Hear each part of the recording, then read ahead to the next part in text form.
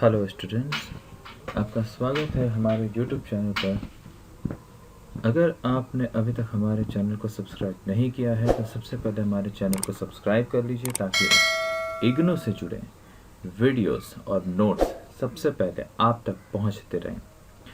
अगर ये वीडियो आपको ज़रा सा भी पसंद आएगी तो प्लीज़ लाइक करें और इसे शेयर करें अपने दोस्तों में ताकि उन्हें भी ज़्यादा से ज़्यादा फ़ायदा हो सके। आज हम लोग इग्नू के BEVAE 181 यानी कि एनवायरमेंटल साइंस के दूसरे पार्ट MCQs के बहुत ही ज़्यादा इम्पॉर्टेंट MCQs के दूसरे पार्ट के वीडियोस लेके आपके सामने हाजिर हुए हैं, जिनके दिसंबर 2020 के एग्ज़ाम में आने के चांसेस बहुत ज़्यादा हैं। आज हम आपके लिए 20 MCQs लेके हाजिर हुए हैं, तो चलिए वीडियो को स्टार्ट करते हैं। चलिए, तो आज का पहला सवाल है कि acid rain is caused bye. Acid rain होने के क्या कारण हैं? तो एसिड रेन दुनिया भर में कई जगह हुए हैं और एसिड रेन होने के मुख्य कारणों से प्रमुख कारणों से एक है सल्फर डाइऑक्साइड विच इज़ जिसका सिंबल होता है SO2 और द नाइट्रोजन ऑक्साइड NOx। ये थोड़ा ध्यान रखिएगा कि acid rain is caused by only two substance acids की वजह से, sulphur dioxide SO2 and the nitrogen oxide NOx। हमारा दूसरा सवाल है effect of rain, acid rain. Acid rain के क्या इफ़ेक्ट्स होते हैं? एसिड रेन इफ़ेक्ट्स किन किन चीज़ों पे डालता है, उनका क्या प्रभाव किन किन चीज़ों पे पड़ता है, तो फटाफट से देख लेते हैं। Effect on crops and plants, effect on water bodies and aquatic life, effect on human health and effects on material. किसी भी तरह के एसिड रेन हर एक चीज़ को नुकसान पहुंचाने के लिए काफ़ी होता है, चाहे वो पेड़ पौधे हों, चाहे वो एक्वाटिक एनिमल्स हों। अगर पानी के ओशन के ऊपर, समुद्र के ऊपर गिर जाए तो उनको भी नुकसान पहुंचाता है, ह्यूमन हेल्थ को नुकसान पहुंचाता है, और किसी भी मटेरियल को, चाहे वो मान लीजिए कि आयरन पे गिरे, किसी और मटेरियल पे गिरे, तो उनको भी नुकसान पहुंचता है। हमारा अगला सवाल है 3 नंबर क्वेश्चन कि full form of pH. PH का नाम आप लोगों ने साइंस में सुना होगा। पीएच का फुल फॉर्म होता है पावर ऑफ हाइड्रोजन। हमारा अगला सवाल है the normal pH of iron, माफ़ कीजिएगा, the normal pH of rain is around 5.6। ये नंबर को थोड़ा ध्यान रखिएगा, 5.6। हमारा अगला क्वेश्चन है कि distilled water has pH value of 7.0। Distilled water जो प्योर वाटर कहलाता है, distilled water has pH value of 7.0। हमारा अगला पॉइंट है acidic substances have pH less than 7। जिस सब्सटेंस में एसिड होता है उसका पीएच लेवल 7 से कम होता है। हमारा अगला पॉइंट है कि बेस सब्सटेंस, आप लोगों ने एसिड बेसिस चैप्टर पढ़ा होगा 9 और 10 में केमिस्ट्री के अंदर में। तो यहाँ पे एसिड में, जैसा आप लोगों ने 6 नंबर पॉइंट में देखा कि एसिडिक सब्सटेंस के जो पीएच लेवल होते हैं वो 7 से कम होती हैं, और बेस सब्सटेंस के जो पीएच लेवल होते हैं वो ग्रेटर देन 7 होते हैं, 7 से ज़्यादा होते हैं। ये आप लोगों को थोड़ी सी याद रखनी है इन बातों को। हमारा अगला पॉइंट है कि mention the different way of disposal of waste. किसी भी तरह के वेस्ट को डिस्पोज करने के लिए, डिस्पोज का मतलब होता है उसको ख़त्म कर देने के लिए, नष्ट कर देने के लिए। तो किसी भी वेस्ट मटेरियल को डिस्पोज करने के क्या क्या तरीके हैं? पहला पॉइंट है लैंडफिल डिस्पोजल। आप लोगों ने देखा होगा लैंडफिल डिस्पोजल मतलब होता है कि किसी भी ज़मीन पे कूड़े करकट जो होते हैं, डंपिंग ग्राउंड उनको कहा जाता है, वहाँ पे जाके उसको फेंक दिया जाता है। दूसरा पॉइंट है डंपिंग एट सी। या तो किसी ज़मीन पे फेंक दिया जाता है, या तो फिर समुद्र में फेंक दिया जाता है, या फिर land ground disposal. Land ground disposal मतलब भी वही हुआ ऑलमोस्ट, जिसमें क्या क्या होता है कि आप एक बड़े गड्ढे खोद कर उसमें सारे जो आपके जो कचरे हैं, पूरे शहर के कचरे हों या किसी और तरह के कचरे हों, वो उनमें डाल दिया जाता है। ये डिस्पोजल, वेस्ट डिस्पोजल के तरीके हैं, आज भी हम लोग यूज़ करते हैं इन्हीं सब चीज़ों को। हमारा अगला पॉइंट जो है categorised of hazardous waste. Hazardous waste मतलब क्या होता है? जिससे नुकसान हो, किसी ऐसी चीज़ है जो हमारे किसी काम की नहीं, मगर उस चीज़ का इस्तेमाल या उस चीज़ को फेंक देने से भी नुकसान ही होता है। वैसे कौन कौन सी चीज़ें हैं? तो पहला पॉइंट है कॉरोसिवनेस। कॉरोसिवनेस मतलब आपको पता है, अगर मैं सही लोकल लैंग्वेज में बोलूँ तो उसको कहा जाता है जंग लगना, रस्टिंग। आप लोगों ने सुना होगा रस्टिंग करना। दूसरा पॉइंट है reactivity. Third point toxicity, and the fourth one radio activity. ये 4 चीज़ें हैं जो कि अगर मान लीजिए आपने कुछ चीज़ें वेस्ट में फेंक दी हैं, इधर उधर फेंक दी हैं, तो उससे भी बाकी सारी चीज़ों को नुकसान पहुंचता है। हमारा अगला पॉइंट है what is ozone layer. Ozone के बारे में आप सभी ने सुना होगा। Ozone layer is the blanket which protected by UV rays. माफ़ कीजिएगा, यहाँ पे एक लाइन मिस्टेक है कि ozone layer is the blanket which protect us by the UV rays. It is also filter the sun rays.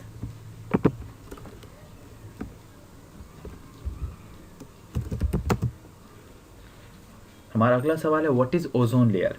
Ozone layer is the blanket which protects us by UV rays. UV rays का full form आपको पता है, ultra violet rays होती है UV rays, जो कि सन से, सूरज की किरणों से आती हैं। और it is also filter the sun rays. Exactly, it also has the hole in the Antarctic Ocean.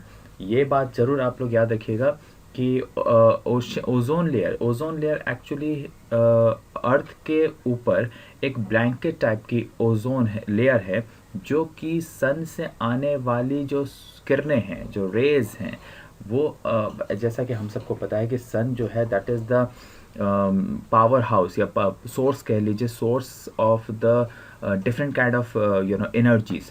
तो उसमें अच्छी एनर्जीज और बुरी एनर्जीज सब तरह की होती हैं, जो कि इंसान या हमारे एनवायरनमेंट के लिए नुकसान भी पहुंचा सकती है। तो ये ओजोन लेयर ही है जो कि सन के जो ऐसे रेज जो कि इंसान या एनवायरनमेंट को नुकसान पहुंचा सकते हैं, उसको ऊपर ही रोक कर बाकी सारे क्लीन एंड अच्छे रेज को धरती या अर्थ पर आने देती है। इसका ये हुआ कि इसका मतलब ये हुआ कि यूवी रेज जो है ये ऊपर ही छुट जाती है, ओजोन लेयर उनको रोक देती है और बाकी सारे रेज को आने देती है अर्थ तक। फिलहाल ओजोन लेयर के ऊपर में एक होल है, ओजोन लेयर में होल है जो कि एंटार्क्टिक ओशन के ऊपर देखने को मिलता है। ये चीज़ आप लोग याद रखिएगा, बिकॉज एग्जाम में ये एंटार्क्टिक ओशन जिसमें पूछा जाता है कि इट हैज़ किस जगह पे अर्थ में किस जगह पे ओजोन लेयर पे होल है, तो that is your answer will be Antarctic ocean. हमारा नेक्स्ट क्वेश्चन है, हमारा नेक्स्ट पॉइंट है carbon dioxide is also known as the heat trap gas. ये हीट ट्रैप गैस के नाम से भी जाना जाता है कार्बन डाइऑक्साइड, और इसी को ग्लोबल वार्मिंग का सबसे बड़ा रीज़न माना जाता है कार्बन डाइऑक्साइड गैस को। हमारा नेक्स्ट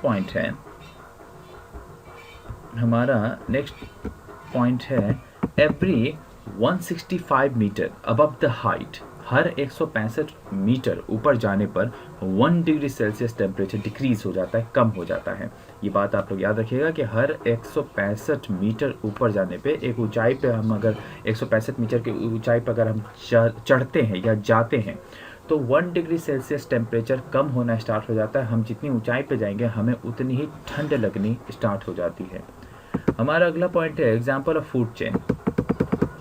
फूड चेन का एग्जाम्पल क्या है? फूड चेन का बेस्ट एग्जाम्पल है पहले ग्रास, देन ग्रास ऊपर, फ्रॉग, स्नेक एंड ईगल। ये जो आप यहाँ पे लिस्ट देख पा रहे हो कि ग्रास ऊपर, फ्रॉग, स्नेक, ही ईगल, ये एक्चुअली आपको ये बताने की कोशिश कर रहा है कि क्या चीज़ है, क्योंकि फूड चेन मतलब ये होता है कि कौन किसको खा रहा है। हर एक चीज़ दूसरे चीज़ को खा के जिंदा है इस धरती पे, इस अर्थ पे। यही है फूड चेन। ग्रास को ग्रास हुपर खाता है, ग्रास हुपर को फ्रॉग खाता है, फ्रॉग को स्नेक खाता है, स्नेक को ईगल खाता है, और इसी तरह से ये चेन मेंटेन रहती है। यही पॉइंट यहाँ पे पूछा जा रहा है कि फूड चेन का बेस्ट एग्जांपल क्या होगा, तो answer will be grass, then the grasshopper, then the frog, then the snake and then the eagle. Our next question is, give an example each of waste reuse and waste recycle. किसी एक reuse and waste recycle का नाम बताइए, तो इसका answer होगा recycling का paper and the plastic. Paper and plastic in दोनों का सबसे ज़्यादा इस्तेमाल किया जाता है वेस्ट रिसाइकिल करने में। हमारा नेक्स्ट क्वेश्चन है ओजोन डिप्लेटिंग सब्सटेंसेस क्या क्या होती हैं, जिनको जैसे हम लोगों ने ऊपर वाले क्वेश्चन में देखा कि ओजोन में होल हो गए हैं, अंटार्कटिक ओशन के ऊपर में होल है, तो ओजोन को आखिर ऐसी कौन सी सब्सटेंसेस है जिससे नुकसान पहुंचता है और उसमें होल हो जाती है। तो इसमें आंसर्स हैं CFCs, जैसा आप देख पा रहे हो CFCs कार्बन, मैंने इसका लास्ट वीडियो में भी इसमें बताया था, क्लोरोफ्लोरोकार्बन इसका फुल फॉर्म होता है CFCs, हैलोन्स CHCl3 एंड CH3CCl3। ये कुछ ऐसे गैसेस हैं सब्सटेंसेस हैं जिनके वजह से ओजोन में नुकसान पहुंचता है, ओजोन गैस को। हमारा नेक्स्ट क्वेश्चन है, नेक्स्ट पॉइंट है, मेजर और एयर पॉल्यूटेंट्स क्या क्या हैं। मेजर एयर पॉल्यूटेंट्स मतलब किन किन चीज़ों के वजह से एयर में एयर की क्वालिटी की बात करें तो वो थोड़ी ख़राब होती है, और जिसके वजह से लोगों को लंग्स प्रॉब्लम्स, अस्थमा का प्रॉब्लम या कई तरह के जो ब्रीदिंग प्रॉब्लम होते हैं वो होती हैं। तो ए नंबर पॉइंट जैसे कि आप देख सकते हो कि oxides of carbon, major air pollutants में पहला पॉइंट है ऑक्साइड्स ऑफ कार्बन, जिसमें हम लोग बोलते हैं carbon dioxide and carbon monoxide. ये हमने कैटेगरीज कर रखी हैं आपके लिए ताकि आप अच्छी तरह से इस बात को समझ सको कि किसके वजह से क्या होती है। ये वैसे चारों के चारों पॉइंट जो आप देख पा रहे हो, oxides of carbon, oxides of sulphur, oxides of nitrogen and hydrocarbons also known as the volatile organic compounds, ये चारों पॉइंट एक्चुअली एयर पॉल्यूटेंट्स का काम करती है, मतलब एयर को गंदा करने के काम करती हैं और एयर की क्वालिटी को ख़राब करती हैं। तो जैसा कि आप लोगों ने देखा कि ऑक्साइड्स ऑफ कार्बन में दो तरह की गैसेस होती है mostly, carbon dioxide and the carbon monoxide. अगर ऑक्साइड ऑफ सल्फर की बात करें तो उसमें तीन तरह की होती हैं, sulphur dioxide, sulphur trioxide and the sulphate. Oxide of nitrogen की बात कर ले तो nitrogen oxide, nitrogen dioxide, nitrous oxide and the nitrate, ये चार तरह के नाइट्रोजन के ऑक्साइड्स होते हैं। And the fourth one is hydrocarbons also known as the volatile organic compounds. इसमें ये ज़्यादातर ऐसे गैसेस हैं जो कि सबसे ज़्यादा ही एयर को ख़राब करने के काम करती हैं। ये है मीथेन, जिसका फुल फॉर्म, जिसका माफ़ कीजिएगा सिंबल्स आप लोगों को अच्छी तरह से याद होनी चाहिए। मीथेन CH4, क्योंकि बहुत समय एग्जाम्स में नाम नहीं दिए जाते, उनके सिंबल्स दिए जाते डायरेक्टली।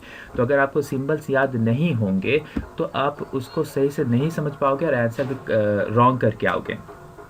तो CH4 is the symbol of methane, butane का सिंबल है C4H10, इथेनाइल का है C2H4, benzene C6H6, बेंजोपायरिन C20H12, propane C3H8।